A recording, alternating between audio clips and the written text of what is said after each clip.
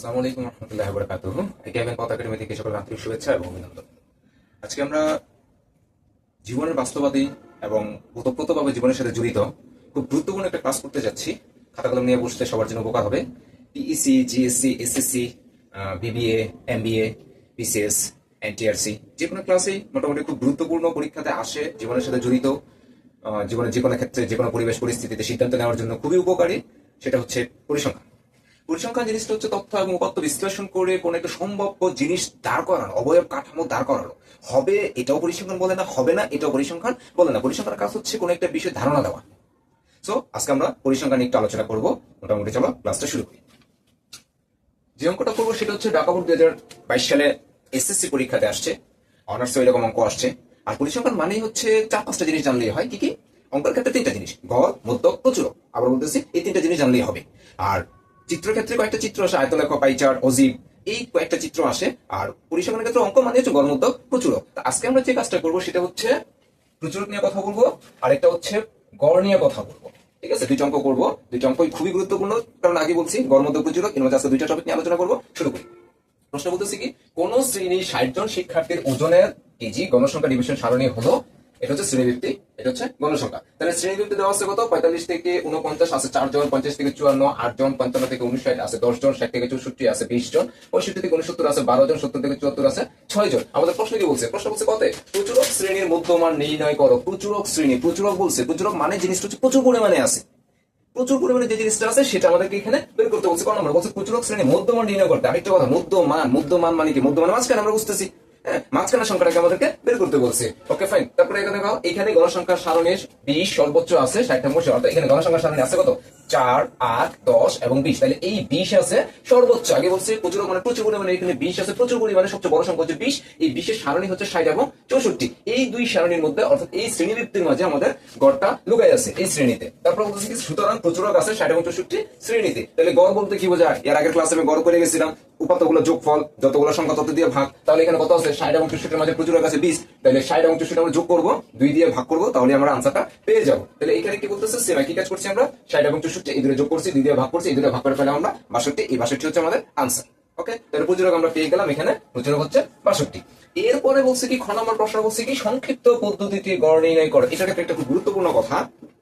Student আমাকে প্রায় বলে যে স্যার গড় তো বুঝি, গড় সূত্র আমি মুখস্থ করছি, মধ্যকের সূত্র মুখস্থ করছি, প্রচুরকের সূত্র আমি মুখস্থ করছি, কিন্তু কখনো কখনো আমি দেখি গড়ের ক্ষেত্রে গড় আসে 5টা, কখনো কখনো গড়ের ক্ষেত্রে গড় আসে 2টা, কখনো কখনো গড়ের ক্ষেত্রে গড় আসে 6টা। তো আমি সূত্র পারি, বাট গড় যে কখন কয়টা হবে সেটা আমি জানি না। তো তাদের ক্ষেত্রে আমি খুব ইজিলি ভাবে বলবো, আগে অঙ্কটা করতে হবে।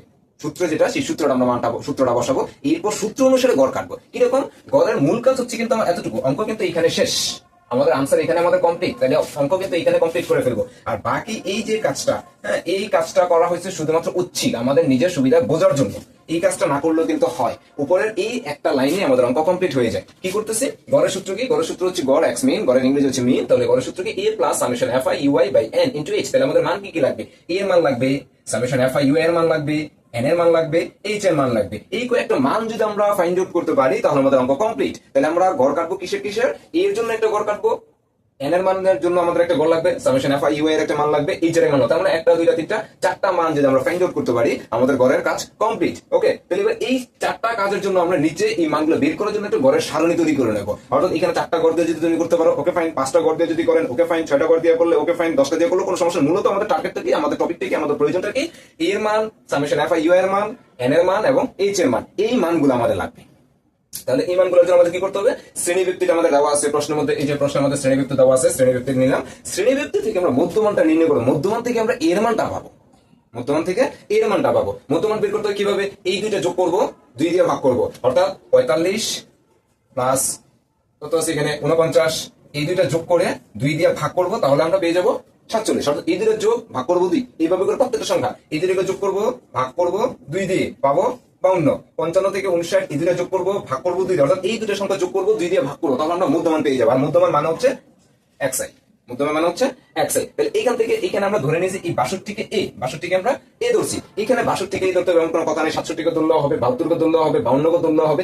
যে কোনো একটাকে আমরা যদি মধ্যমান ধরে নিই, এর মান ধরে নিই, কোনো সমস্যা নেই। যে কোনো একটাকে এর মান ধরা যাবে। কারণ আমি প্রথমে বলে গেছি পরিসংখ্যান মানে একটা তথ্য উপাত্তর বেস, একটা ধারণা দেয়, সঠিক কোনো তথ্য সে বলবে না যে নিশ্চিত কোনো গণিত কিছু বলবে না, সেই একটা বেসিক বা ধারণা দেবে, অবকাঠামো বা কাঠামো একটা দাঁড় করা দেবে। সো এখানে এ ধরতে হবে এমন কোনো কথা নেই, যে কোনো একটাকে এ ধরলেই হবে। এরপর গণসংখ্যা মানে হচ্ছে এফআই, গণসংখ্যা মানে হচ্ছে এফআই। তাহলে গণসংখ্যা কই থেকে, এই যে প্রশ্ন দেওয়া আছে গণসংখ্যা মানগুলো আমরা সবগুলো লিখে যাবো, আশা করি গণসংখ্যা নিয়ে কোনো ভেজাল নাই।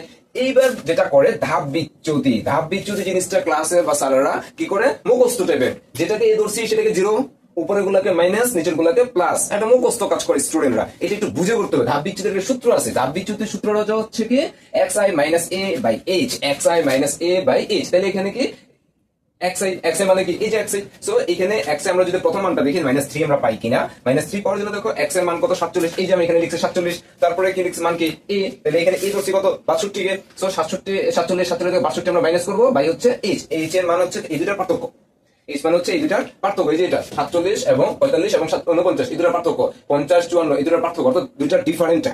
এইটা হচ্ছে h এর মান, এটা হচ্ছে h এর মান। ওকে, তাহলে 47, এখানে 47 সাথে 47 লিখলাম, মাইনাস হচ্ছে 62 লিখলাম, 65 5, এই দুটাকে বিয়োগ করে পাবো আমরা 15 কে 5 দ্বারা ভাগ করলে 3 5 15। ওকে ফাইন, পরেরটার মধ্যে যে আমরা এবার দেখি এখানে কত আছে 52, তাহলে 52টাকে সেম একই 52 মাইনাস এর মানটা লিখবো আমরা, এর মান কত ধরছি 62। সো 52 থেকে 62 যদি আমরা বাদ দেই তাহলে থাকবে কত 10, আর নিচে n এর মান হচ্ছে 5। সো 5 দিয়ে 10 কে ভাগ করলে 5 দুগুণে 10। এইভাবে করে প্রত্যেকটা মান আমি বের করে নিয়েছি, ক্লাসটা বড় হয়ে যাবে বলে আমি মানগুলো বললাম না, এগুলো খাতাগুলো নিয়ে করলে বিষয়টা খুব ভালো বুঝবে। এখানে মাইনাস মুখস্থ লেখা যাবে না, যে -3 -2 -1 0 1 2 এইভাবে মুখস্থ লেখা যাবে না। এগুলো বুঝে বুঝে করলে প্রথম কয়েকটা অঙ্ক তো বুঝে করা উচিত। তাইলে ধাপ বিচ্যুতি সূত্র মুখস্থ রাখতে হবে, ui = xi minus a into h। এই মানটা একদম মুখস্থ, সুতরাং মুখস্থ করে মানগুলো বসে বসে কাজটা করতে হবে। এরপরে আমরা পাবো কি fi ui, তাহলে এখানে লিখছি কি fi ui, তাহলে এই যে এটা হচ্ছে fi এর মান, এটা হচ্ছে ui এর মান, তাহলে এই দুটো গুণ করে আমরা এখানে, তাহলে এখানে মান পাইছিলাম 4, অর্থাৎ গণসংখ্যা 4, আর আমরা ধাপ বিচ্যুতি পাইছি 3, তাহলে 3 4 12 মাইনাসে মাইনাস, আবার 4 দুগুণে 8 দিয়ে গুণ করলে 8 দুগুণে 16 মাইনাসে মাইনাস, এখানে আসবে কত, আর 10 দিয়ে 1 গুণ করলে 10 কে 10 মাইনাসে মাইনাস, 0 দিয়ে যত দিয়ে গুণ করি আসবে কত 0, 12 দিয়ে 1 গুণ করলে 12 কে 12, 6 দিয়ে 2 গুণ করলে 6 গুণে 12। এই সবগুলো যোগ বিয়োগ করলে আমরা পাবো -14, এই সবগুলো ক্যালকুলেটর যোগ বিয়োগ করলে আমরা পাবো -14। তাহলে এই সবগুলো, এই চিহ্নটার নাম হচ্ছে সামেশন বা যোগফল, অর্থাৎ এই সবগুলো যোগফলের চিহ্নটার নাম হচ্ছে সামেশন। ঠিক আছে, তাহলে এই সামেশন fi ui এটার মান পাইলাম আমরা 14। এরপরে আমরা এখন কি করবো, এখানে তাহলে সবগুলো মানে আমরা পেয়ে গেছি। দেখো এর মান কত পাইছি 62, এই যে এর মান 62, সামেশন fi এর মান কত পাইছি আমরা, এই যে -14, এই জন্য এখানে লিখছি কত -14। তারপরে n এর মান আমরা পাইছিলাম কত, এই যে এখানে আমরা বের করে গেছি গণসংখ্যা, টোটাল যোগফল পাইছি 60, এই হচ্ছে 60, আর h মানে পার্থক্য, এই দুটোর পার্থক্য কত 5। সো এইবার আমাদের কাজ হচ্ছে এই 62 এই দুইটা থেকে এই দুইটা ভাগ করার পরে, অর্থাৎ 60 দিয়ে আমরা 14 কে যদি ভাগ করি পাবো কত 0.233, এই মানটা আমরা পাবো। এটা তো এই মানটা পাইলাম, এই মানটা এখানে বসাইলাম ইনটু 5 এর 5, তারপরে 62 মাইনাস এই দুইটা গুণ করে পাবো আমরা এই রেজাল্টটা 1.165। এটা এবার 62 থেকে যদি আমরা এটা বাদ দেই আমরা পেয়ে যাবো 60.8335। ঠিক আছে, তাহলে আমাদের অঙ্ক ছিল মূলত এতটুকু, এইটা পাওয়ার জন্য এতগুলা কাজ করছি। ওকে ফাইন, তাহলে আজকে এই পর্যন্তই। আমাদের পরবর্তী ক্লাসে আবার আমরা গড় মধ্য প্রচুরণে আরেকটা কয়েকটা ক্লাস করতে হবে, তাহলে আশা করি ভালো বুঝবা। আর এই অঙ্কগুলো খুব সোজা, পরীক্ষাতে নিশ্চিত আসে। সো সবাই অঙ্কগুলো